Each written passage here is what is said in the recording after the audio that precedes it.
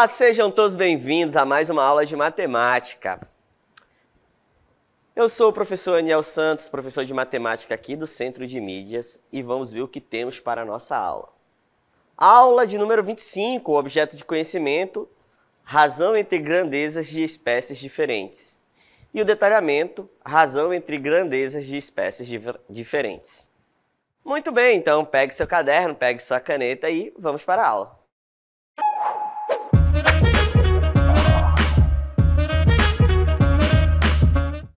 Pois bem, vamos falar sobre razão e grandeza. Isso na matemática são coisas que aparecem muito, né? Grandezas na matemática, na química, na física, né? O que seriam essas grandezas? Toda vez que eu penso em grandeza, é aquilo que eu posso medir, é aquilo que eu posso comparar com uma unidade. Um exemplo, eu posso comparar quantas pessoas tem dentro de uma sala? Sim, porque eu tenho uma unidade, uma pessoa, e aí o número de pessoas, né? Tipo, se tiver 3, então nessa sala terá 3 pessoas. Se tiver 100, 100 pessoas. Então, para eu estabelecer uma grandeza, eu preciso ter um ponto, uma referência. Então, grandeza é tudo aquilo que eu posso medir. Por exemplo, eu posso medir o tamanho do meu amor pelo time do Flamengo? Não posso, porque isso aí a gente não tem uma escala, beleza? Então, para ter grandeza é tudo aquilo que eu posso medir, que eu posso comparar a partir de uma unidade, certo? E a razão é uma divisão entre dois números. Então, vamos agora comigo na tela para a gente definir muito bem o que é razão e, por sequência, trabalhar com as grandezas. Muito bem, então, razão, né? Razão entre dois números nessa ordem, né? Então, tipo, a razão entre A e B, que são dois números nessa ordem, é o quociente entre A e B, beleza? Que também pode ser escrito, né, como a gente conhece, em fração. Então, toda vez que eu pensar em razão, a primeira coisa que eu tenho que entender que é importante é a ordem. Por exemplo, A dividido por B é diferente de B dividido por A. Ah, professor, com letra eu não entendo. Coloca número nesse negócio. Então, presta atenção. Se eu tenho a razão, por exemplo, 3 meios, isso aqui, em número decimal, seria 1,5. Beleza? Se eu tivesse 2 sobre 3, aqui você vai observar que já vai ser diferente. Porque, ó, o 2 eu não vou poder dividir por 3. Concorda comigo? Porque o 2 é menor. Então vai ficar um 0 e uma vírgula. Então vai ficar, acrescenta um 0 aqui ao lado do 2. 20 dividido por 3 dá 6. Então, que vai dar 18. 20 menos 18, 2. Então aqui a gente vai ter uma dízima periódica. Então, observe que a ordem é importante, tá vendo? Então, 3 dividido por 2, 3 dividido por 2 é diferente de 2 dividido por 3. Então, agora nós vamos trabalhar alguns exemplos, né, de razão. Vamos entender bem o que é razão. Então, em uma sala de aula, tem 13 alunos do sexo feminino e 22 alunos do sexo feminino. Determine a razão entre o número de alunos do sexo feminino e o número de alunos do sexo masculino. Beleza? Então, se eu quero estabelecer essa razão, então o que eu tenho que tomar cuidado é a ordem que ele pede. Ele pede a razão entre o número de alunos do sexo feminino e o número de alunos do sexo masculino. Ou seja, vou representar aqui sexo feminino sobre sexo masculino. Tudo bem? Então, quantos alunos tem do sexo feminino? 13. E do sexo masculino, 22. Correto? Aqui não dá para simplificar, essa fração já é irredutível, a gente deixa dessa maneira. Correto? Então, na letra A razão é essa.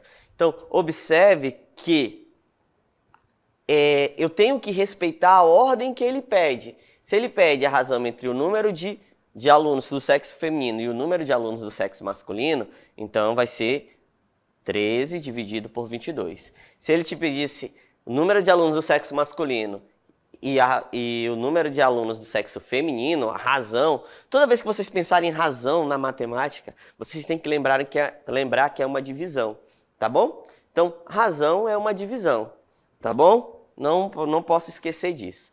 Então, se a razão fosse entre o número de alunos do sexo masculino e do sexo feminino, então seria 22 sobre 13. E agora, na letra B, ele pede para a gente determinar a razão entre o número de alunos do sexo feminino, então, alunos do sexo feminino, e o total de alunos, então, nesse caso, o total de alunos. Beleza? Então, eu ia ter que fazer essa soma. 13 mais 22. Então, 3 mais 2, 5. 1 mais 2, 3. Então, seria um total de 35 alunos. Então, essa razão é 13 sobre 35. Tudo bem? Então, esse aqui é um exemplo bem claro do que é razão. A razão aqui, né, é a divisão. E o que seriam as grandezas? As grandezas, nesse caso, seriam o sexo, né, feminino, o sexo masculino e o total de alunos. Tudo bem? Então, utilizando essa mesma ideia, vamos para alguns problemas. Então, aqui nós temos um problema de uma receita de bolo, que diz o seguinte: uma receita de bolo pede 2 xícaras de farinha para 3 ovos. Ou seja, então, para eu fazer um bolo, eu vou ter que usar 2 xícaras de farinha para 3 ovos, certo? Se você quiser fazer o triplo da receita de bolo, quantas xícaras de farinha você irá precisar? E aí, a gente tem que lembrar muito bem o que significa essa palavrazinha aqui, ó. Triplo, né? Seria como se eu quisesse fazer 3 vezes essa receita de bolo. E aí eu também posso até estabelecer, né, uma razão aqui. Qual seria a razão? A razão entre as xícaras de farinhas, né? Então aqui, ó, essa razão entre as... Opa, deixa eu só desfazer aqui que eu quero marcador de texto. Então aqui, ó, a razão entre a quantidade de farinha, xícaras de farinha, pelo número de ovos, ok? Então aqui também seriam essas nossas grandezas, a quantidade de ovos e a quantidade de farinha. E aí ele fala o seguinte: nós precisamos estabelecer, né? Nós temos a razão entre o número de xícaras de farinha e o número de ovos. Tudo bem? Então, o que é que nós sabemos? Para farinha sobre ovos, né? Então, o número de xícaras de farinhas e ovos é 2 xícaras para cada 3 ovos. Se eu vou usar 3 vezes essa receita, né? Como o problema fala que em fazer o triplo da receita, ou seja, logo eu vou ter que usar 3 vezes o número de farinha, né? E 3 vezes, né, o número de ovos. Então eu vou ter que aumentar tanto o número de farinha, das xícaras de farinha quanto o número de ovos 3 vezes. Então, a quantidade que eu vou utilizar de farinha vai ser 2 vezes 3, né? E a quantidade de ovos vai ser 3 vezes 3. Então, 2 vezes 3, 6. 3 vezes 3, 9. Então, essa daqui seria, né, a quantidade de farinha e ovos para fazer o triplo dessa receita. Tudo bem? Então, logo, portanto, respondendo a pergunta lá, nós vamos precisar aqui de um total de 6 xícaras de farinha de trigo. Beleza? Então, observe que se eu aumentei a receita 3 vezes, então eu vou ter que multiplicar a quantidade de xícaras de farinhas por 3. E a quantidade de ovos também eu vou ter que multiplicar por 3. Agora vamos trabalhar utilizando as grandezas tempo e distância, né? Que diz o seguinte: se um carro viaja a uma velocidade média de 60 km por hora, quanto tempo levará para percorrer uma distância de 180 quilômetros. Então, a gente sabe que a velocidade média dele é de 60 quilômetros por hora. Tudo bem? Então, antes da gente utilizar a razão que estabelece a velocidade média, que é o tempo a distância dividido pelo tempo, vamos usar aqui de forma bem intuitiva. Vamos pensar o seguinte, ó, o carro vai viajar, né? Aqui é o momento zero. E aí, o que é que o problema nos diz? Ele viaja a uma velocidade, aqui é o tempo, tá? Aqui vai ser a distância e aqui o tempo. Embaixo vai ser o tempo. Beleza? O que é que ele fala? Ele fala que ele viaja em uma velocidade média, né? Uma velocidade, vamos imaginar que ela seja constante, que ele diz o seguinte, a cada 1 hora ele vai percorrer 60 quilômetros, beleza? Então, o tempo aqui depois de 1 hora, né? Ele vai ter percorrido quantos quilômetros? Ele está aqui no momento zero, então ele vai ter percorrido 60 quilômetros. Depois de 1 hora, mais 1 hora, ele vai percorrer mais 60 quilômetros. Então, 60 mais 60, 120. Beleza?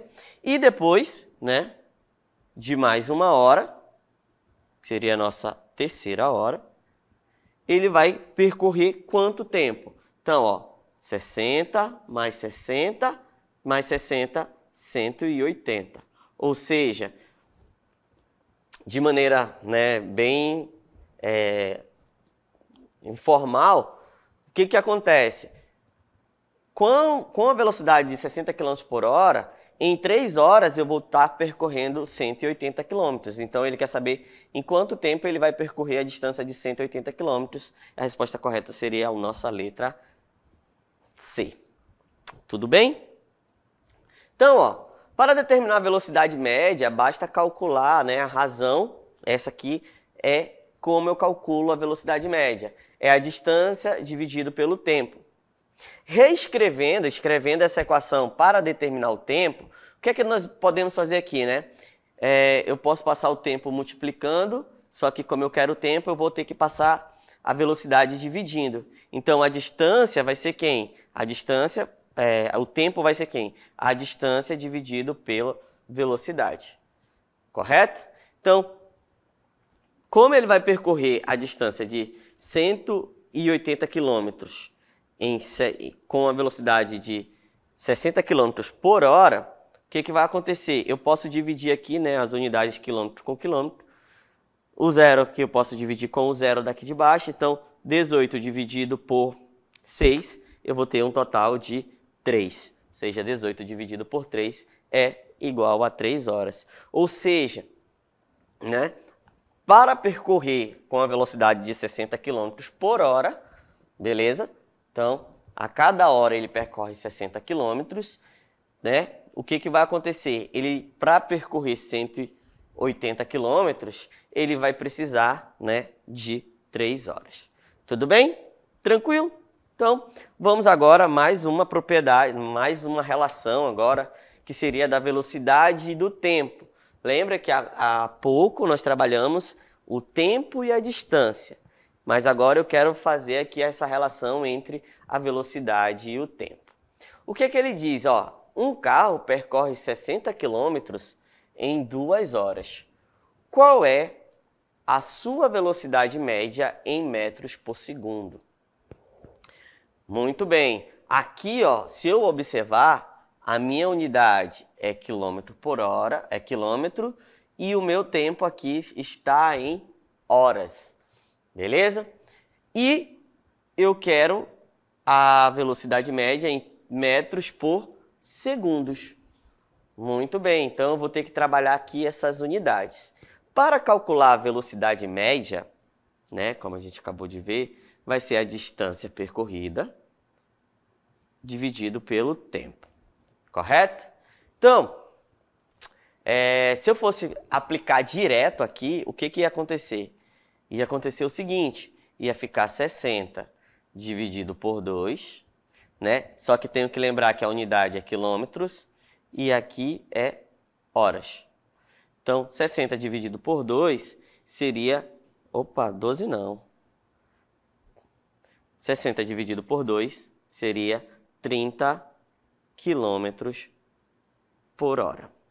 Mas não é isso que ele quer. Ele quer em metros por segundo. Então, é importante que nós transformamos, primeiro, né, a gente tem que colocar essas unidades em metros e o tempo em segundos. Tudo bem? Então, isso aqui está certo, mas não é o que a gente quer. Então, o que nós vamos fazer? 60 quilômetros é a mesma coisa que 6, né, 60, e o K aqui, né, é o múltiplo de 1.000, né? Corresponde a 1.000. Então, vai ser 60.000 metros.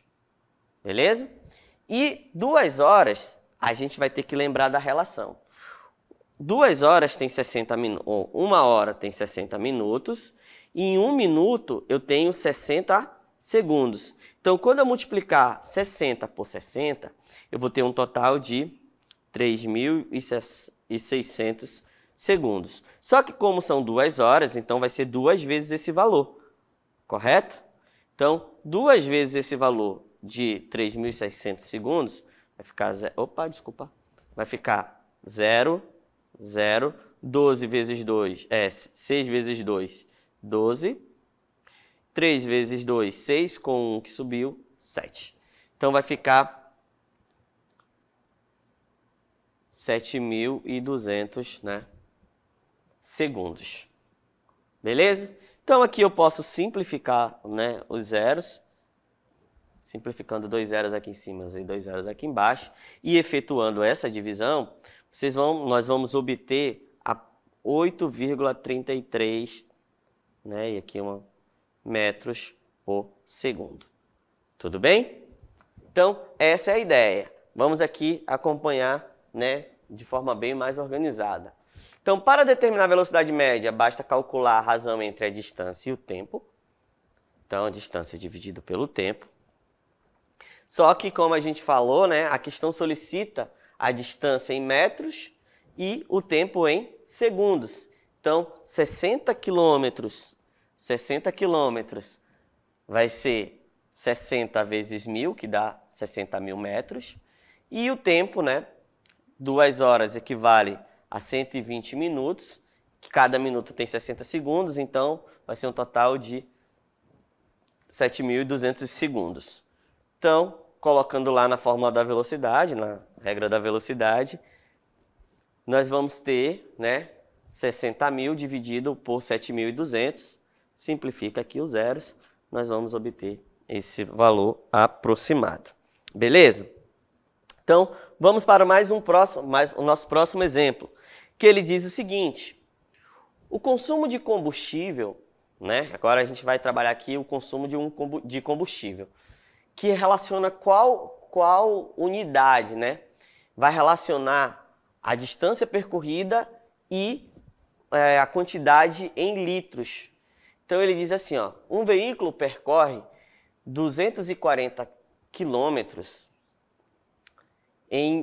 com 20 litros de combustível. Eu não sei que combustível é esse.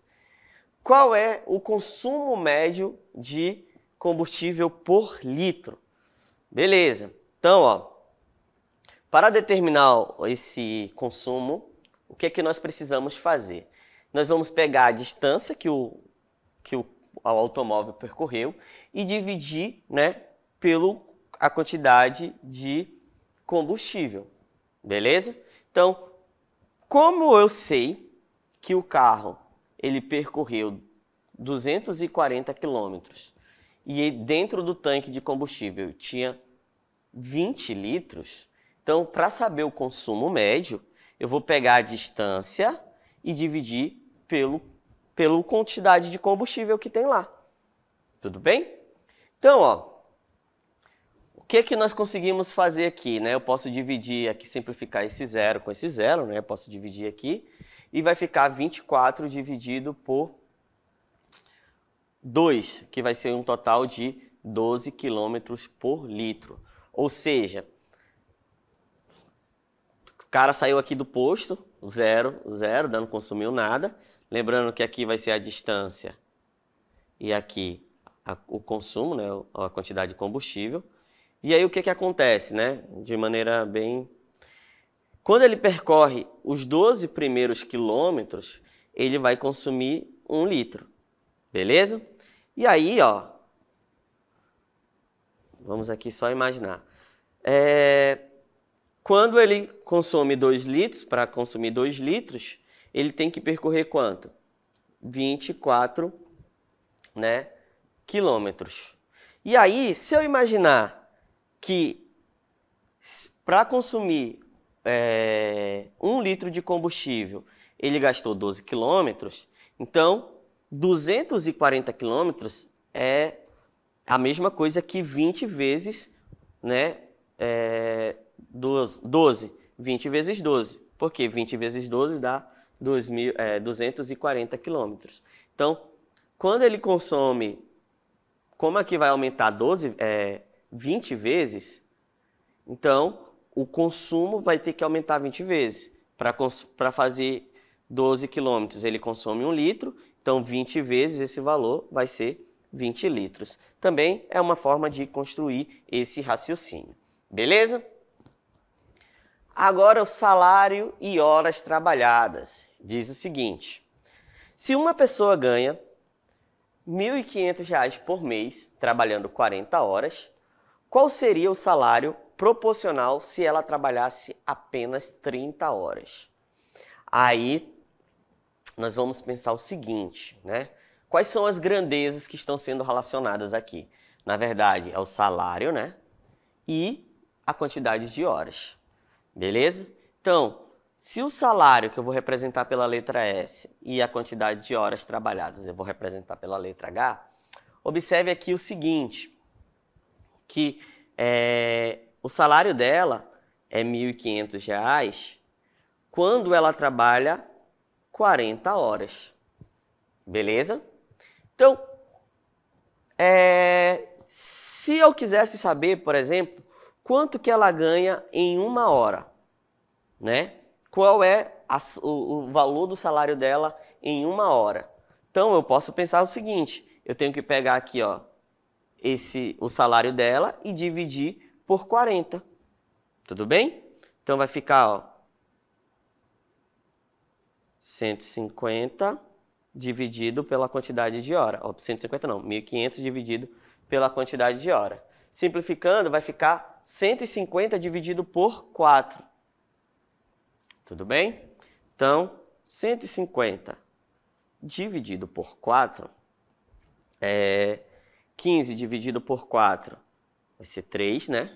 Porque 3 vezes 4 é 12, porque se fosse 4 ia passar. E 13 menos 12, 30, baixa o zero aqui, né?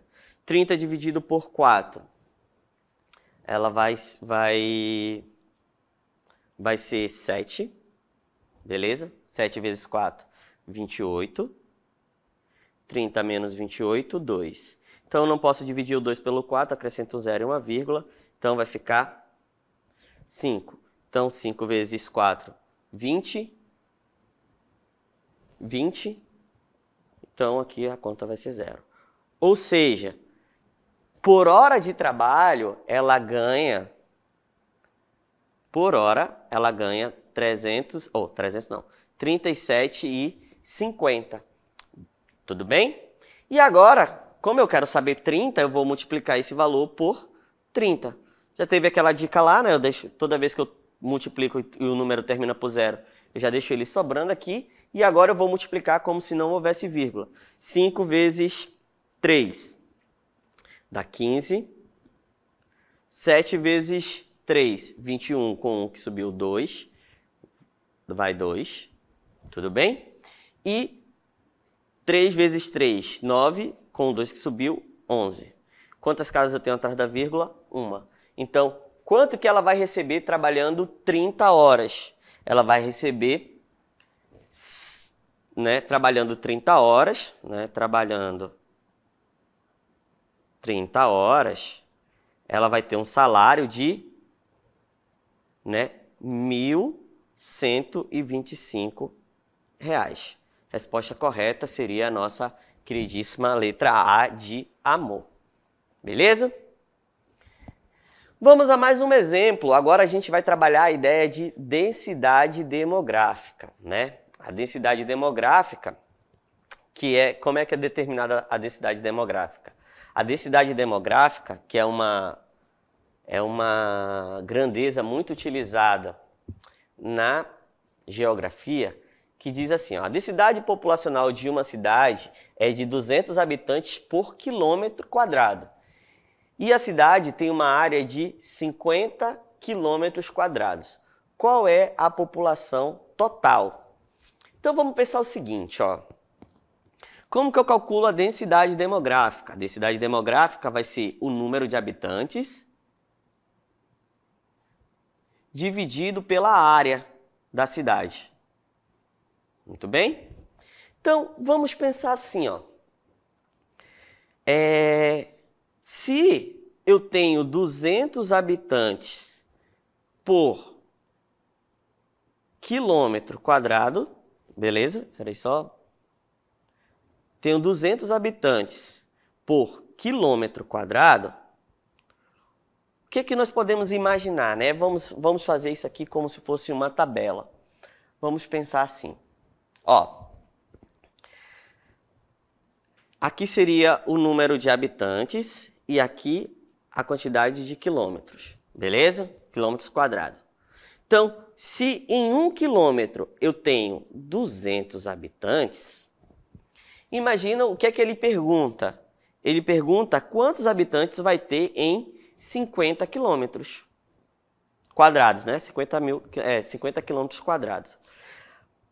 Pensa comigo, daqui para cá esse valor aumentou quantas vezes?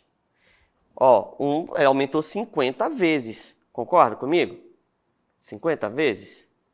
Então, se aqui aumentou 50 vezes, do outro lado também vai ter que aumentar 50 vezes. Então, é como se eu pego, a dica é, vou pegar, a dica será, né, eu vou pegar 200 e multiplicar por 50. Então, vai ficar 0, 5 vezes 0 é 0, 5 vezes 0 é 0, 5 vezes 2, 10. Então, aqui, ó, eu vou ter um total de 10.000 habitantes. Então, que a resposta correta é a nossa queridíssima letra C de coração. Tudo bem? Então, a nossa letra C de coração. Beleza. Então, se você observar a nossa aula, nessa aula, nós estávamos trabalhando relações entre algumas grandezas. Quais grandezas? A gente trabalhou a densidade, que é o número de habitantes pela área do município. Nós trabalhamos as grandezas, tempo e a distância, velocidade e o tempo, a quantidade de farinha e o número de ovos. Então, se você observar, sempre a gente vai ter aqui uma relação entre grandezas, tá bom? E aí, eu posso fazer essa relação sempre utilizando essa ideia de aumento e de diminuição, beleza? Então, essa foi a nossa aula, espero que vocês tenham entendido e até o nosso próximo encontro.